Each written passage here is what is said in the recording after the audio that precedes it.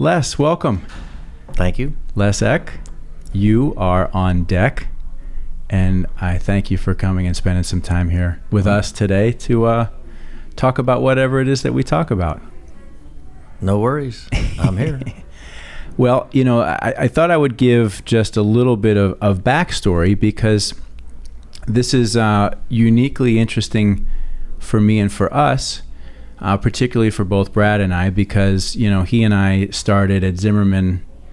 He was 25 years and I was 24 years ago. And along the way, each one of us had the opportunity to work on your business a long time ago when we were, you know, a little younger and just getting started. And so at the time, you know, Rusty Eck Ford, which is now your dealership, was a big account for us to work on. And so for you to be here today is a really cool full circle because you're actually our first dealer client guest here, my first dealer client guest on the podcast. And I think it's a real cool full circle. So again, I thank you. Appreciate your You're welcome. participation in our business here. And again, thank you for being here. No problem. When I think about some good areas, you know, to start conversationally, we do share a couple of experiences, and that is that both of our dads, you know, we're first generation, if I understand correctly, car guys. And so we both grew up around the car business in different degrees. But my curiosity really stems from what was it like for you growing up in Kansas with your father being, you know, a big car dealer, and how did that affect your life as a young boy or guy? Well, I would say, first of all, he didn't start out as a big car dealer. He started out in Haven, Kansas, a town of 1,000 people.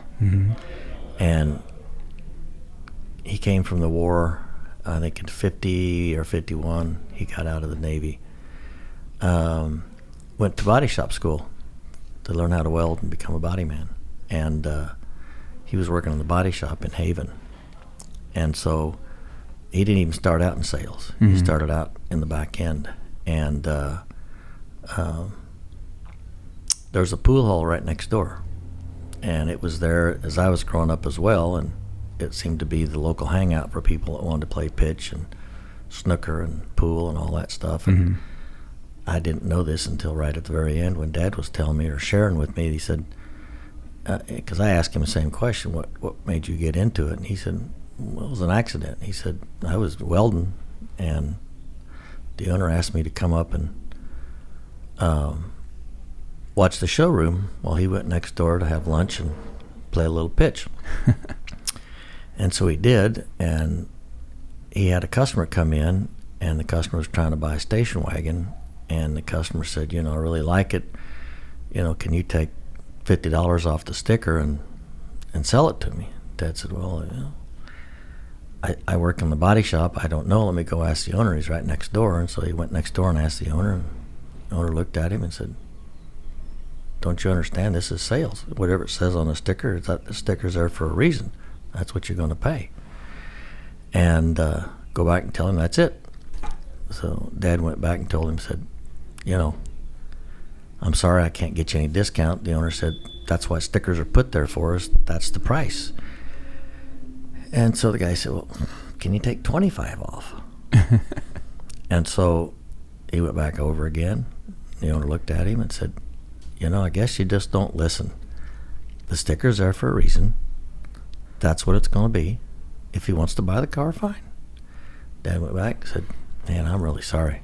I can't give you, and I'm not getting paid anything, so I can't give you anything I've got. He said, I can't even get you $25. And the guy said, I just want to win. I just want one win. Can you take $5 off the car? Dad said, oh, I think I can get that. Let me go over. So he goes over, he looks at the guy, and he says, this guy just wants a win. He just wants to feel like he got something. Can we take $5 off? And he said, the owner got mad. He said, son, I told you, because remember Dad was 21 or 2 at the time, 22 maybe. He said, I told you that's what stickers are for. If you can't handle going back and telling him that the sticker's what he's going to pay if he wants to buy the car, I'll do it, but that's it. Don't ever come ask me again. End of story. And Dad looked at him and he goes, you know what? You just need to go sell ice cream cones for a nickel down the street because you don't have to discount those. But people buying cars, I get the feeling, are going to want to horse trade a little bit. And he goes, I don't do that. And Dad went back and told the customer, and the customer just, I never found out whether he bought or not, but Right. Dad was so frustrated with the owner. And so about, I guess it was 120 days later, the owner come back and grabbed Dad out of the body shop and said, hey, remember that statement you made about I just need to go sell ice cream cones and get out of the car business? He goes, yep. He said, you know what? I think you're right. He said, people are wanting to negotiate more and more. And he said, I don't know if this is for me. And Dad said, well, I'll buy you out. He goes, well, you got any money? And he goes, not really. And so he, and I know I'm telling you the long story of how Dad got in, Yeah, but that's good. it just shows you how this whole transition. But so he said, well, I'll partner with you until you can get enough money. So he went and borrowed money from his mom and dad, and I found that check, and I still have that check framed in my office. It was Really? for like $1,000. And that's what he invested. And then I think he borrowed some from his brothers and sisters too later on, 100, 200, 500, just whatever he could. Mm-hmm. I guess it's kind of a sort of what are those things called? Not hedge funds, but anyway, where people pool their money in funds. Anyway, his family kind of helped him pool their money, and he ended up going to Ford after about 6 months and saying, I want to buy this store completely. And then, of course, Ford Motor Company looked at him and said, how much experience you've got? And he says, well, I've been in sales about 6 months, and I worked in a body shop for about a year. And he goes, that's not enough for us to approve you. You need to go work 3 years and then come back. Mm-hmm. Show us what you can do. Dad waited 60 days, went back, said, hey, I'm ready to go. We've doubled sales. I need to get this thing done so I can close out with this guy. He said, son, you don't listen, do you? And Dad said, well, I've been told that before. He said, you need 2 or 3 years experience. So Dad waited 90 days this time and went back and said, okay, now we've tripled sales. I need to get this done. I need to be the dealer. Let's go. And the guy looked at him. He says, you're going to come back every 30 days, aren't you? And he goes, yep. And he said, okay, never mind. We'll put you in. And so they put him in as a dealer. And at the time, he was the youngest dealer that had ever become a dealer in the country. And so it was like, he was like 23 years old or something at that time. And so that's how he got in the business. And so as I was growing up, I never really thought about it. I just would do what most kids did back then. If you're a farmer, being a farm community, the kids went out and worked on the tractor and played in the fields, Mm-hmm. and all that helped their dad. And that's kind of what I did. I would go down and sweep the floors and pick up stuff, take out trash, just kind of hang around, do whatever after school. And when I think it was about 7th grade,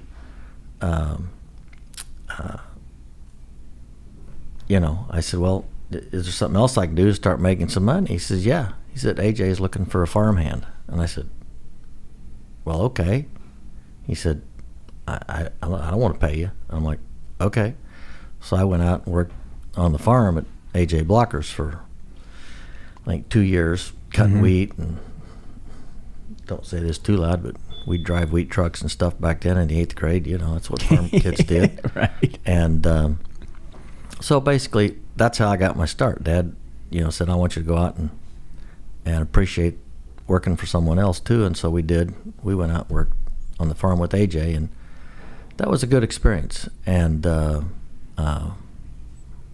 it was a good experience. And then, when I got to high school, I was still working there, I think, the freshman year. And so I said, I'd really like to buy a car. And he said, okay, you got any money? I said, not really. He said, didn't you save any? I said, well, $5 a week, it's hard to. So I said, I'm going to buy a motorcycle. And he did not want me to buy a motorcycle. But so I ended up wanting to buy a motorcycle, and I went and bought a Honda 175. It was like $650. And I said, can I borrow $300? I got $300 down. Can I borrow the other $300 for 90 days? And I won't use the exact words, but he looked at me and said, do I look like a blank bank? Mm-hmm.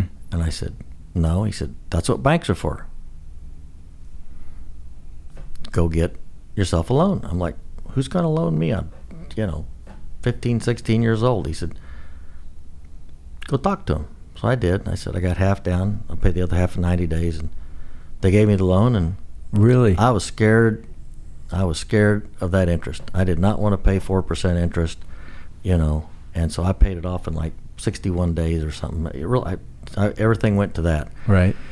But you can do that when you live at home and you're a freshman. And of course, then after that, I told him, I said, I'd really like to start doing some more stuff around here. And so he started letting me kind of walk into it and clean. But, you're asking how I got into the business. This is kind of how I got into it. It's kind of like how Dad got into it. He just kind of worked his way in. It just kind of happened. Mm-hmm. And, he didn't come out of the Navy going, I'm going to be a car salesman. I'm going to be a car dealer. And I think when you look back at a lot of these first generation people, and Wichita has a lot of Pizza Huts franchisees, because Pizza Hut was born and originated by the Carney brothers in Wichita, Kansas. Oh, I didn't know that. Yes, and the headquarters was there forever and ever until Pepsi moved it in like the mid-'90s. But, they worked for Pizza Hut, and so a lot of them just, as the Pizza Hut was growing, left Pizza Hut because they were already at Pizza Hut mm-hmm. to go out and buy franchises. I know several people that have done that. The same thing happened in the car business with the second generation folks, is the kids kind of grew up in the business. And so when that's all that's what your comfort level is. Right. And so, as I was going to high school, I went to a little 4-room school out in the country by Grandma my first 8 years. And then when I came to Haven, it's a town of 1,000 people. Believe it or not, that was big. It was bigger than the 9 people I had in my class in St. Joe. Great school, though. Wouldn't trade it for the world. But it was another transition. And so I was starting to work at the store after, just washing cars, again, sweeping floors and stuff. And mm-hmm. didn't make much, but I made a little. And I said, well, think I can get a car? And he goes, sure. What are you going to buy? I'm like, I don't know. Got any money? He said, well, better save some. Okay. And then the next year, a couple of my classmates, their sophomore year, got brand new cars from their dad. I'm like, okay, cool. I said, Dad, look at this. He said, good for them. They're spoiled. I said, maybe I shouldn't say that, but, he said, that's their business. If their dad wants to buy them a car, they can buy them a car. He said, you're going to buy your own. And so it wasn't until I think when he left Valley Center, or when he was moving from Wichita to Valley Center in 1966, I believe, 67, that I was riding into Valley Center with him, and I seen an old black Fairlane sitting on the side that caught my eye, but it was wrecked. And he said, that was Kenny X, your cousin. It doesn't run, it's wrecked. He said, it's a $600 beater. And I said, well, can I buy that? He goes, you sure? I'm like, yeah, I'll buy it and fix it up. So that's what I did. And so you're asking he's rambling into these stories, but that's where I learned a lot of the trade because I started working on the engine. We rebuilt the engine. Mm-hmm. I couldn't put any cams or anything. Everything had to go back factory. Dad would not let me hop it up, put headers, nothing on it. I rebuilt the engine. I sanded it, painted it myself, and I did everything on that car from pretty much start to finish. And that's how you learn.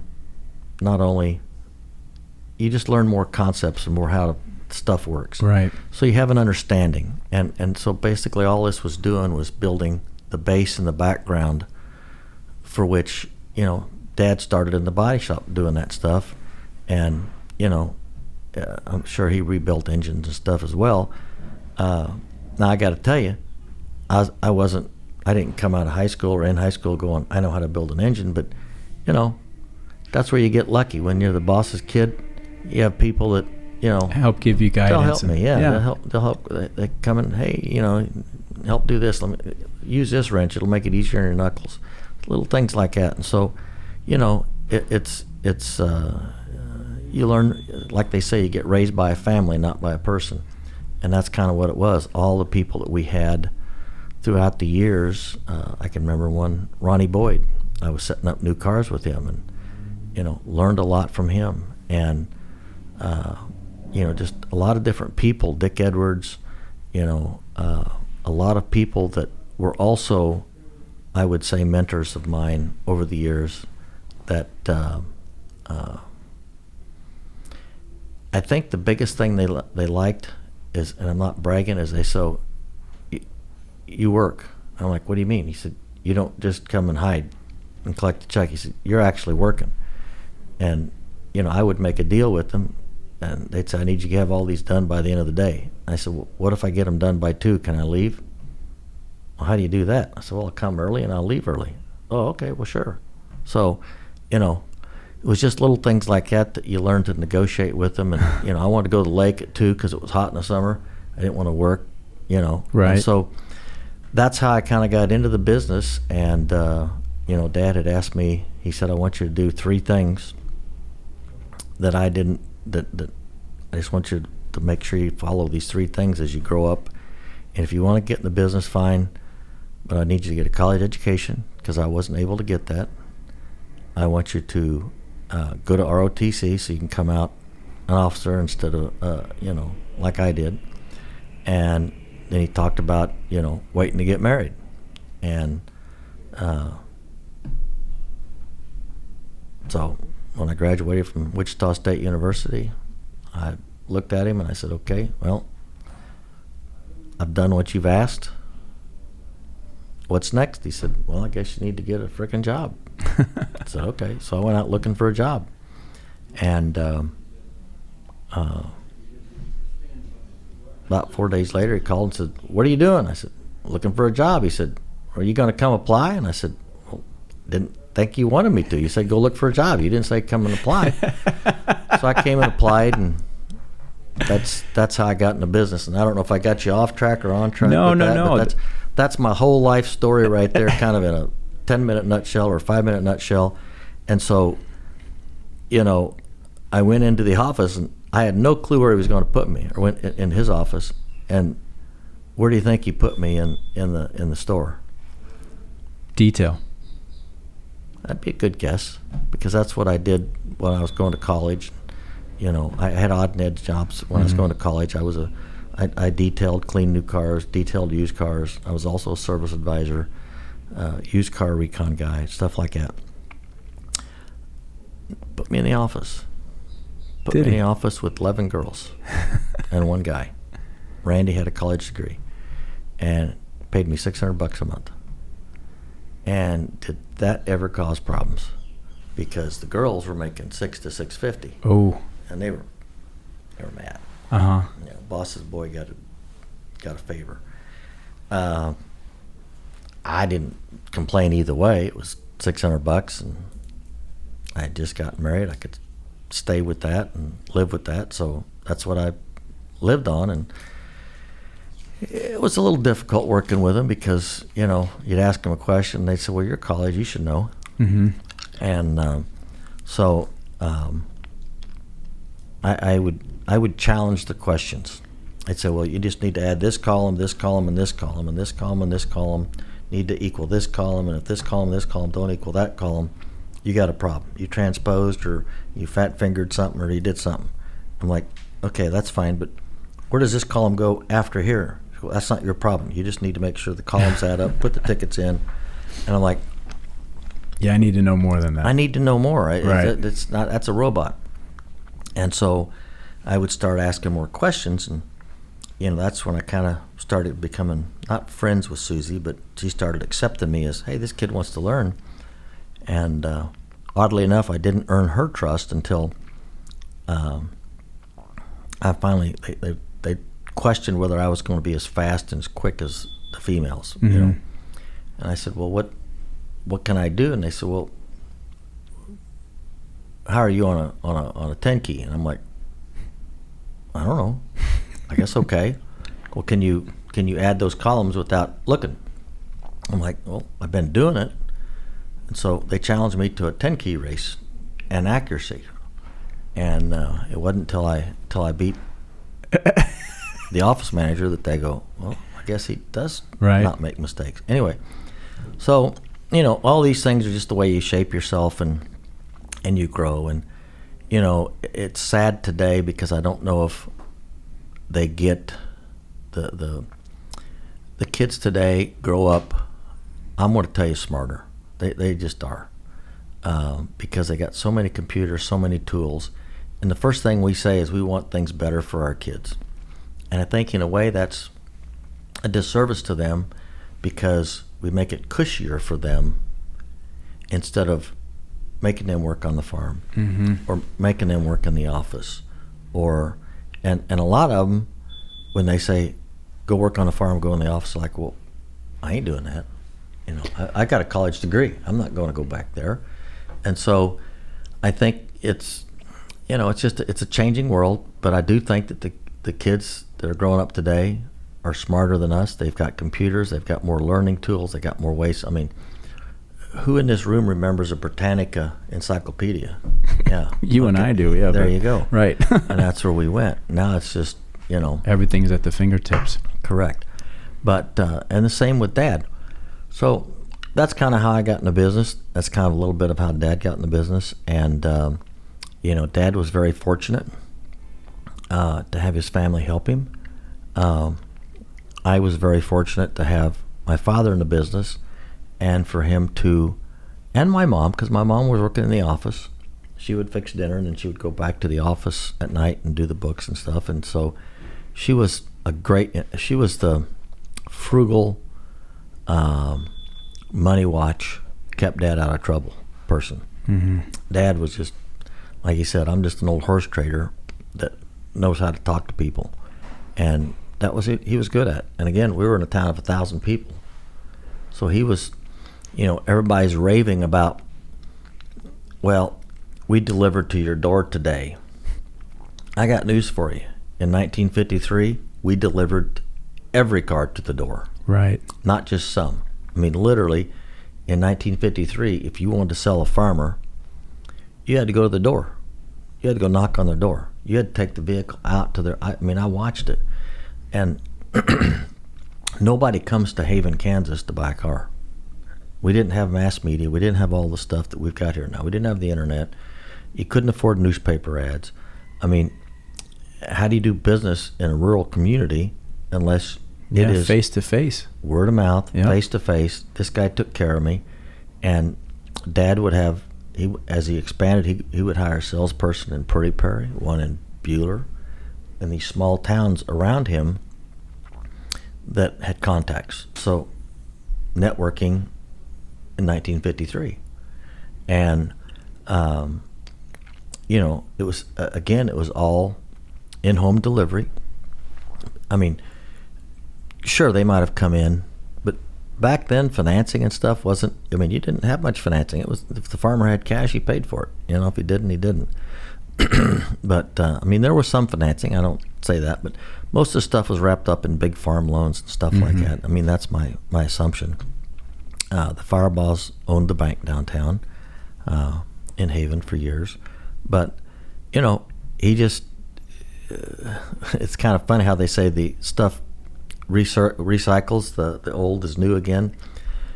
So home delivery is something that we've done for 67 years, but it's now becoming fashionable by these big internet companies. It's so interesting, if I might jump in there, because there's so much good stuff in what you've just shared. First from when I think about first generation automobile dealers in our country, you're really talking about entrepreneurial pioneers, right?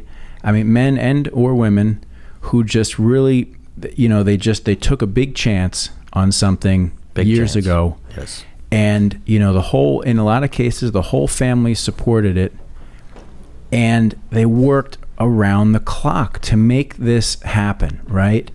And I have such a tremendous amount of respect and appreciation for all that have done that, because it really is, it's like the culmination or the beginning of the American dream for so many people.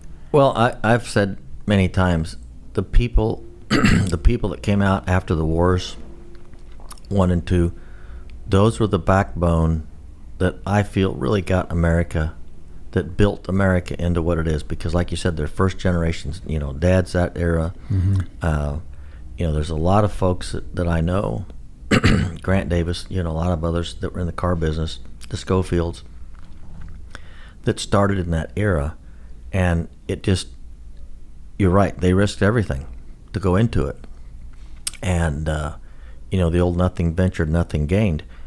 And I think that, again, that's where you want your second generation or your third generation to be better than you did. So you try to take that risk away from them so that they can succeed better. And I think in actuality, it hurts you. It gives you a cushion to fall back on that these guys didn't. And that cushion, the fact that they didn't have it, made them work, eat, breathe, sleep. And, like in my case, I knew I had a little bit of a cushion, but I still felt that same anxiety that I had about interest, especially in 1980. I had been a dealer for 5 years, and interest rates were 20%. Prime rate was 20, 21. I was choking a chicken back then. I mean, it was not good. I totally agree with you. I respect everybody that's been a first, and there's a lot of second generations that, the Van Tiles, Larry, took what Cecil had and blew it up. There are a lot of second generations that have done very well, but there's also sort of a little bit of a stigma about some of the second generation because, as you mentioned, that desire of first generation to work hard and build something for the family that helped make life a little bit easier, a little bit better. And unfortunately, in a lot of cases, or some, that second generation, instead of having that same drive and that same work ethic, which you was so strongly instilled in you, not all have that, and some end up having that sense of entitlement. I think that for the most part, though, your second generation, are all they experience their family, especially if they were pioneers, and I think those are all pretty good, hardworking people. At least the ones that I know are. I don't know many entitled ones. They all seem to be good hard workers because they watched and experienced it. Other industries, I'm not so sure. I think the car industry, they realize it, you got to go. I'm sure if everybody's listening and they own Pizza Huts or Taco Bells or, some restaurant, they're going to go, boy, you don't know what it's like until you try to hire a restaurant worker. I get it. Any industry you're in, manufacturing, whatever, Wichita's a big manufacturing town. It's difficult to go from first generation to second generation to third generation. And some people make it and some people don't. Some people decide that they don't want to be in that business and they go do something else and they become more successful. And I applaud that. Yeah. Some people, I don't want to do what they do. I want to be a doctor. I want to help people. Some people go into real estate. But, it's just each individual's different, and we all grow up different. But that's how I got into the business, and The only last story I'll tell is that people ask how I became a dealer then finally, because I'm working in the office, right? Mm-hmm. And so I'm sitting there working away in the office, and I'm about a year in of working there. And so I went there in like May or June after I graduated from college. I was there a year and a month. And a couple of guys come in and said, "Hey, can we talk to you?" Pete Egbert and Dick Smith. And I said, "Okay, what do we need?" He said, "Well, Rusty told us to come get you and sit down and talk with you." And I'm like, "Oh, okay." So I went back in and sat down, and he said, "What are you doing?" I said, "Well, working in the office." He said, "How'd you like to run a Ford store?" And I'm like, I don't know, where at? And they said, Leavenworth. I'm like, well, where the heck is that? They said, well, it's up right outside of Kansas City. And I said, well, I've been married a year. Let me go home, and we're expecting the first child. Let me talk it over, and let me go up and look at the place. We made the mistake of driving in over the Missouri River and coming in from I-29, the western area, coming in over the Missouri River where Fort Leavenworth's at. And my first call was to Dad saying, "Are you sure this is the place? This town's old, and it's nothing new in it. It looks pretty run down." He goes, "That's it." He said, "But it's out south." We went out south where the new part was growing, and of course that's where the Ford store was.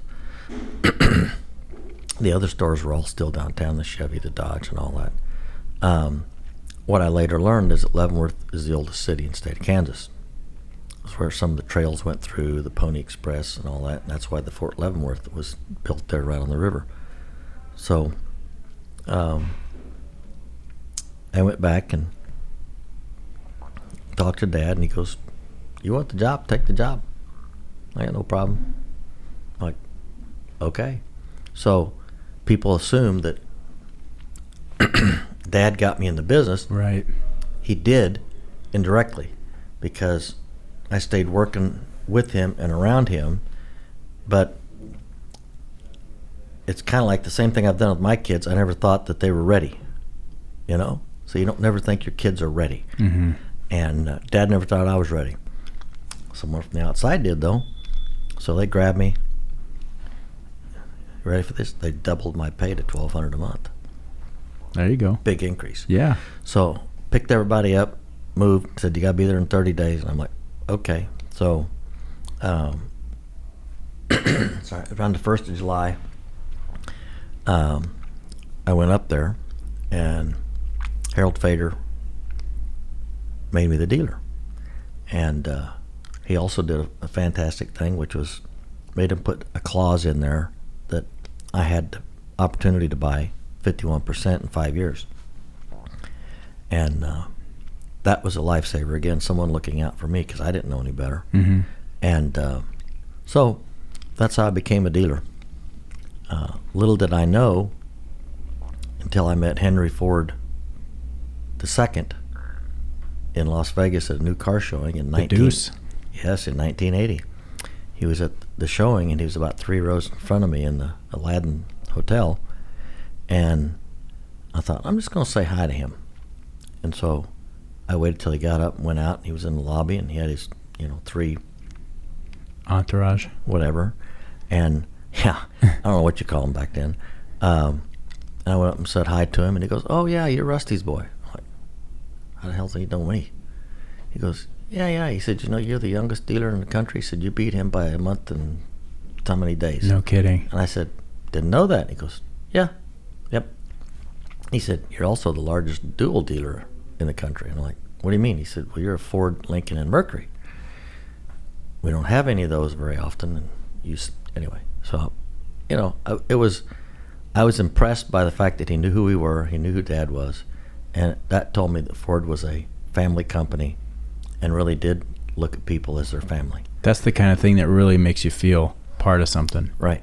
And I was always pretty shy about going up and talking to people, but I think that was the one time when I kind of broke out of it and said, hey, they don't bite. Mm-hmm. You know, they're just people. And so, that's when I started becoming more entwined and meeting the people at Ford and so on and so forth. But I don't know. I've rambled on here way too much. That's but all right. All about me. And, you ask a question that really opens things up to a lot of experiences that I've had and how you get into it. And, I've now got third generation that's coming into the business. They've been in it for a while now. And just like Dad, I'm sure I never felt they were quite ready because their work ethic is different than my work ethic. It's smarter, not necessarily longer hours. Right. To me, I just worked bell to bell. Put the time in. Back then in Leavenworth, it was 7 days a week, and we were bell to bell. And that's what I did. Now, in hindsight, I was trying to make a better world for the kids, but was it better monetarily? Yes. Was it better as far as me being with them? I don't know. Mm-hmm. I don't know, because they're good kids. They would come to work with me as well, and I had one son that would negotiate with the salesman for candy bars, and I thought that was pretty humorous. He'd pit one against the other, and so you learn a lot from your family. It's just like whether you're a farmer or a franchisee for food or a real estate person. A lot of realtors, their family grows up. Huygan's 100 years old in Wichita, and their dad started, and then Junior, and it'll probably keep passing on. Donlinger Construction. I applaud people like that in Wichita that are in their fourth generation. 100 plus years. That is how you do that. Star Lumber Company, same thing in our town. Fourth generation, Mm-hmm. fifth generation coming.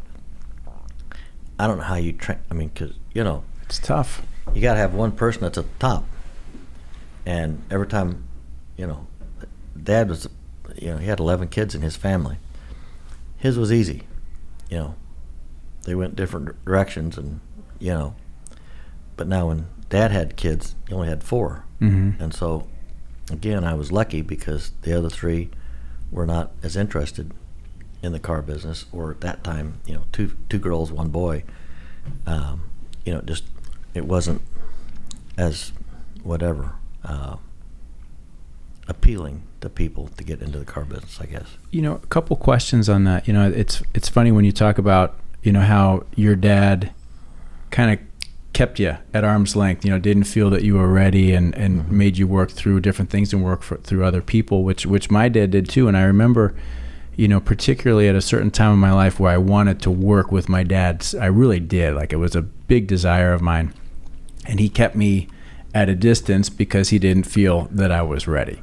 And ultimately, I earned that opportunity. And now I think years later, where we with this business have been able to carry on, what my dad started in the car business, different pathway.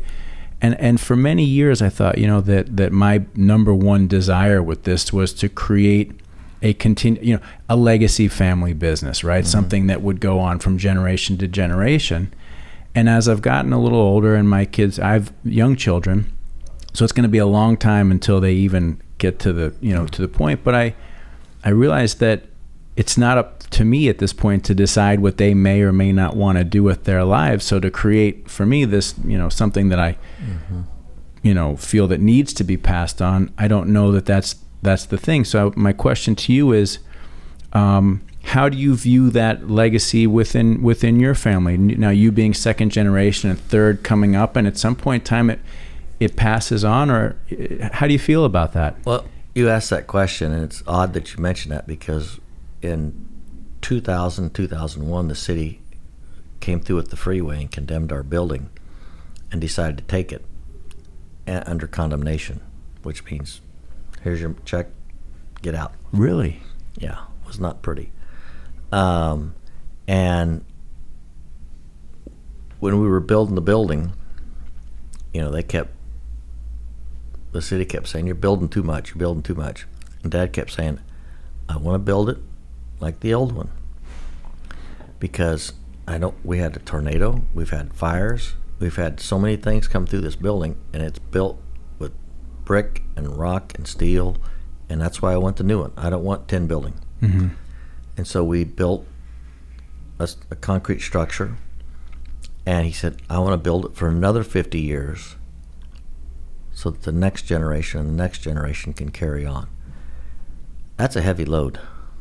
That's a heavy load. So, every person gets approached with selling their stores or buying their stores, and we're no exception. And there's times that you get into spaces that you go, maybe they don't want it, maybe it's a hassle.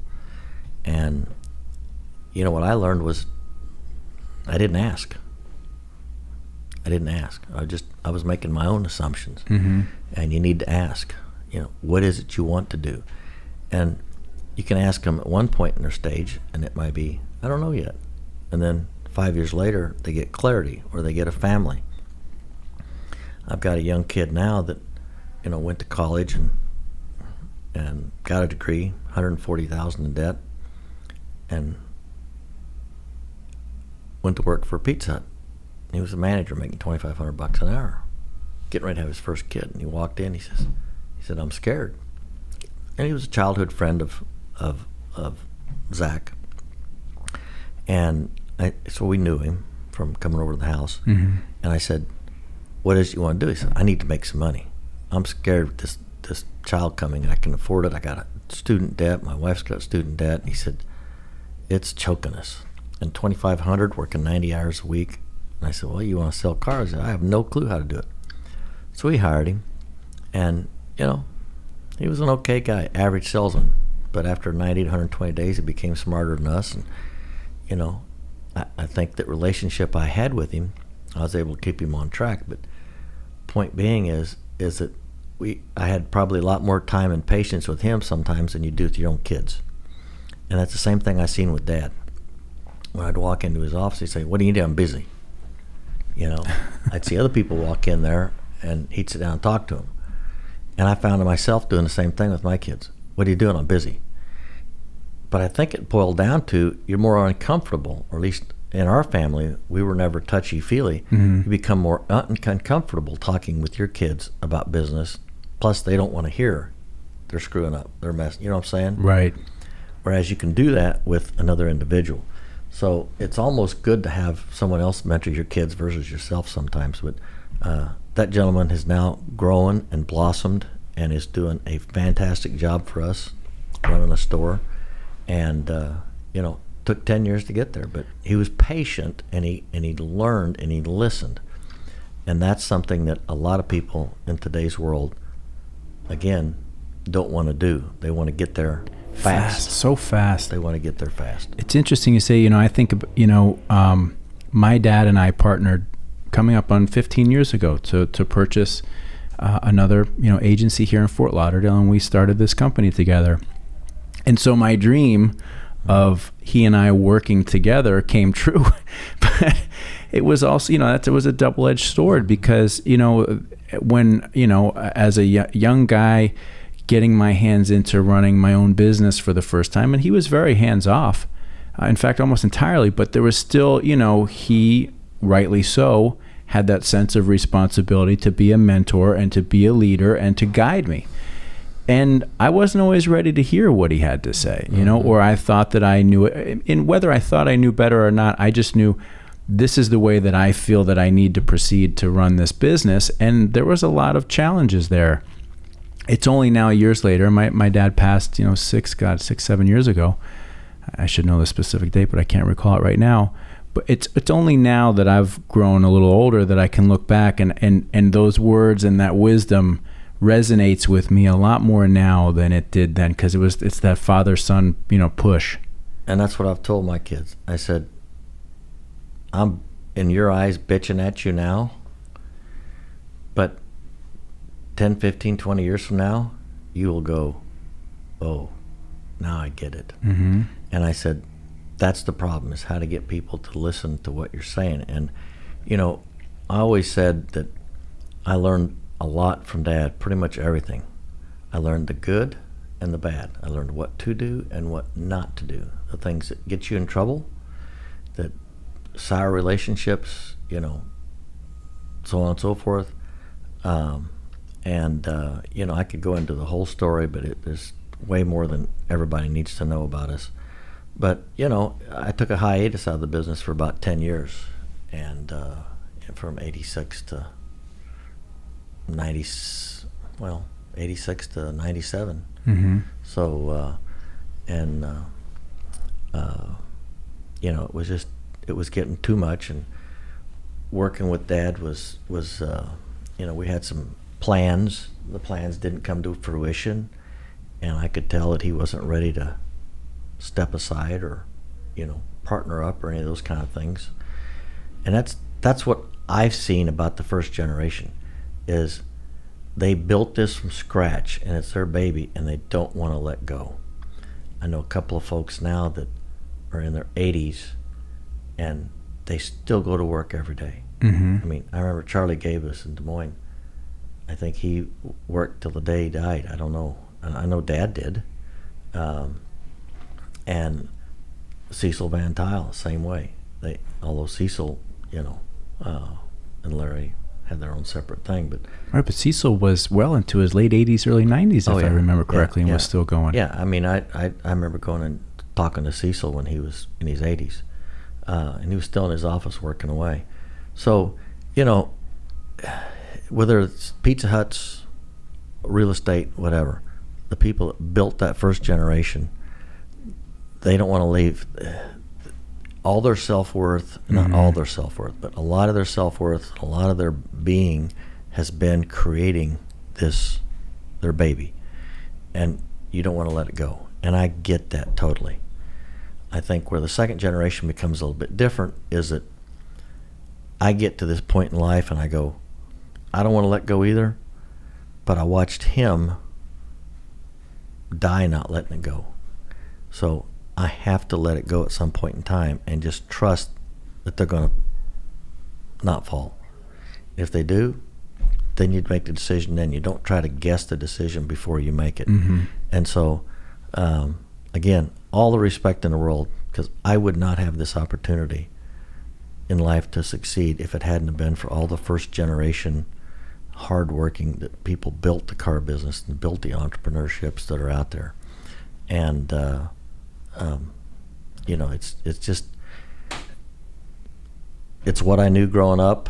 You know, I can't say I really grew up saying I wanted to work with Dad, because like I said, when I go in and ask questions, what do you need? I'm in a hurry, I'm busy. You know, I never got, you know, when I went to Leavenworth, and I'd call him and ask him questions. You know, I'm out of cash. He said, don't look to me, you went to college. I'm like, okay, so, you know, what do I do? And he said, I don't know. So I always just go get with my CFO or whatever. Right. So I called a guy from Ford Credit that used to be with dealer development, Cliff Harkness, and he came in and spent a week and educated me on the financial sheets, the balance sheets, and all that better. I mean, I'd taken accounting and all that stuff in college, but he did it based on what my books were. And from that point on, I was like tight.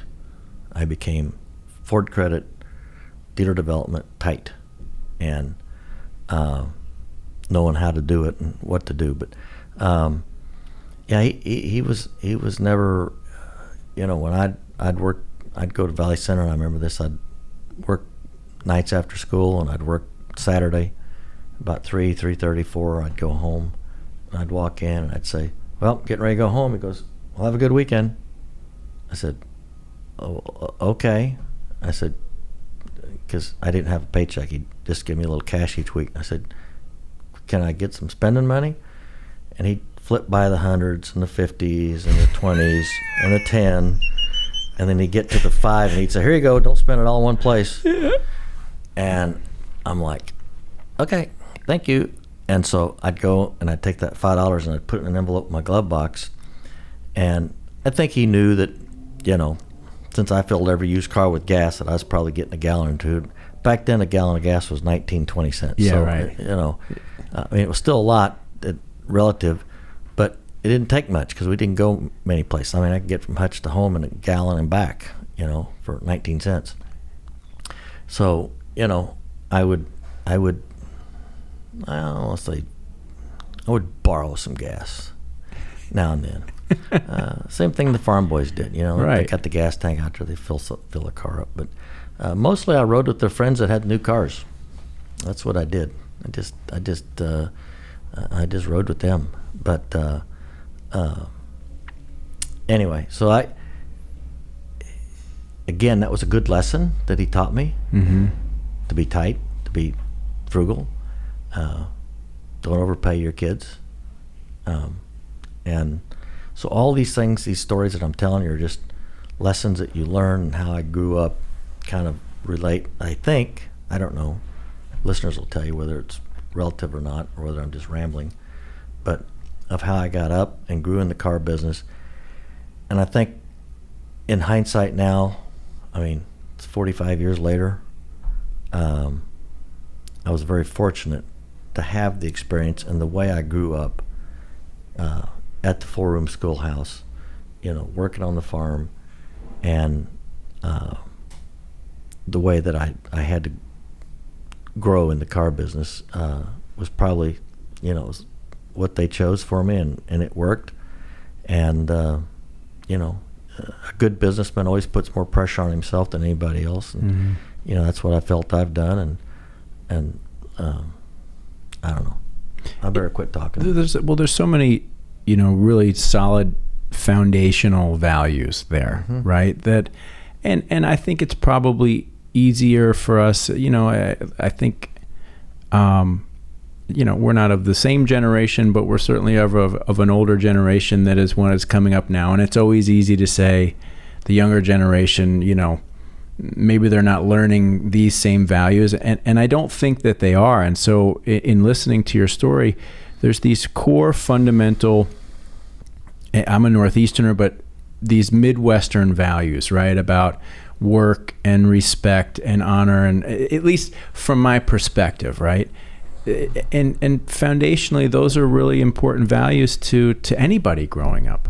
Yeah, I think that, to say my values are better than someone else's is wrong, because they're not. But, different parts of the area, different parts of the country. Mm-hmm. I mean, I remember when I heard the word bubbler, what's that? That's a water fountain, or what this girl called a water fountain in Minnesota. And, everybody's got different accents and different cultures.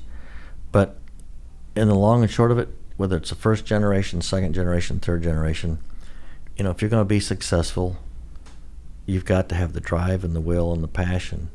And whichever way you choose, it doesn't mean it's the wrong or the right way. Mm-hmm. It's just your way. Right. And so I can't say the third and fourth generations that are coming up behind us are going the wrong way.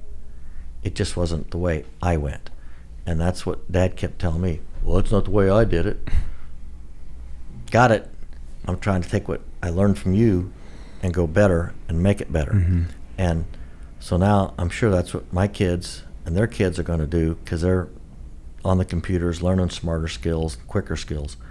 They're going to say, okay, that was your way, but I'm going to learn from you and make it bigger and better and, make it my way. So I think that's the thing that I have to think of and learn, is that I didn't do it Dad's way.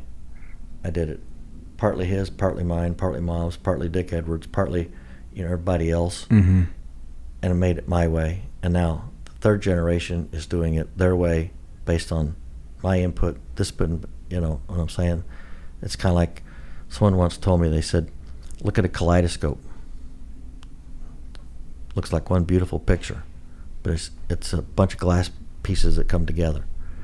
And that's kind of what you do when you grow in a business. It's just a bunch of pieces that all come together and become your way. Mm. So It's a beautiful analogy. Yeah, that's my thoughts. I am, I guess, not final question, because you never know when these conversations going to end, but I know that giving back to the community is important to you. And I'm curious just to get a little sense of what that means to you. Well, again, coming from the small towns, everybody helped everybody. You know, when it was farming season and one farmer got done, he took his combine over and helped the other farmer finish up, or plowing or this and that. So everybody was helping everybody. It was a community kind of thing. And I feel this, it's the people out there that are affording me the opportunity.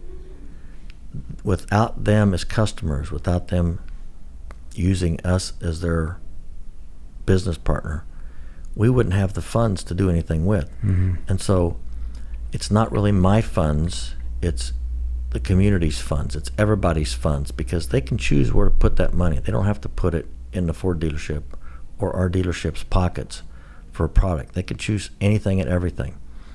So my goal is not to take the money and hold on to it. My goal is to keep that money circulating. And, you know, if you can use it for some good along the way. Now, charities are good, but, you know, when you're spending your money local at other shops and furniture and hardware and whatever, you're circulating that money. That's good too, because now you're saying to them, I trust you with my money. I want to do business with you. Mm-hmm. And so you're keeping that money flowing, and, you know, that money flowing is what, you know, 4 and 5 times fold, it grows. But when it comes to the charity, you know, it's, you just feel fortunate. When you're younger, you just go. As you get older, you start to go, you know what? If it hadn't been for the public and the people entrusting in us, I wouldn't have any of it. So it's not mine to save. It's mine to share.